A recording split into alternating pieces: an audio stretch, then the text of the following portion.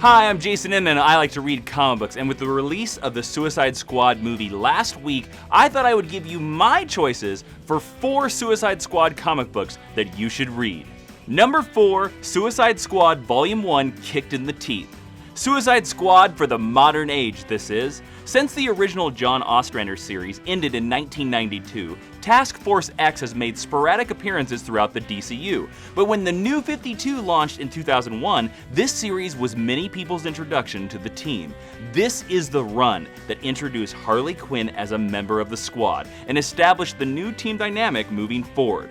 All classic aspects are present, including Amanda Waller forming and leading Task Force X, but with more splashy action and a harder edge.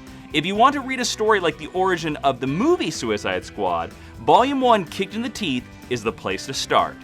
This book really is the introduction of the Deadshot Harley Quinn team-up that, of course, a lot of the movie is based around. Of course, there are some romantic entanglements that come in here that will later play on in later the New 52 series, but again, the first time they meet, and also the first time that King Shark is a big part of the squad. Number 3, New Suicide Squad Volume 1, Pure Insanity.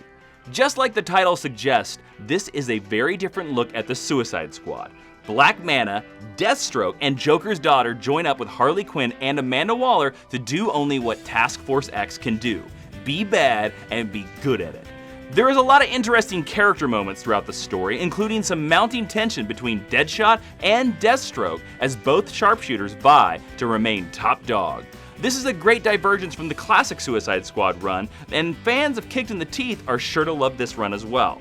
This was the Suicide Squad book that really tried to do something different. Deathstroke and Black Manta are on this team. Now, first of all, Slade Wilson being on the Suicide Squad really doesn't make much sense because he's not much of a criminal, and that is what makes this run so different. The team up of all these weird characters, especially Joker's daughter. Number 2, the JANUS Directive.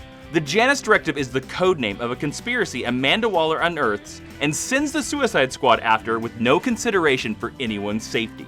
This storyline has a crazy high body count, even for the Suicide Squad, as the DC's universe's top covert agencies start attacking each other.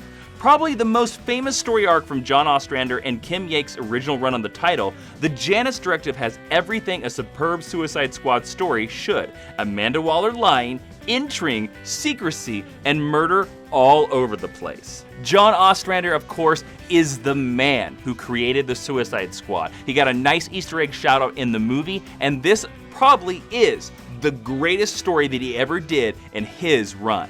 Number 1, Suicide Squad Volume 1, Trial by Fire. The first collection of John Ostrander and Kim Yale's original Suicide Squad run. This volume started it all. Meet Amanda Waller and her gang of thugs who are willing to do whatever it takes to get the job done. Or she'll blow their heads up.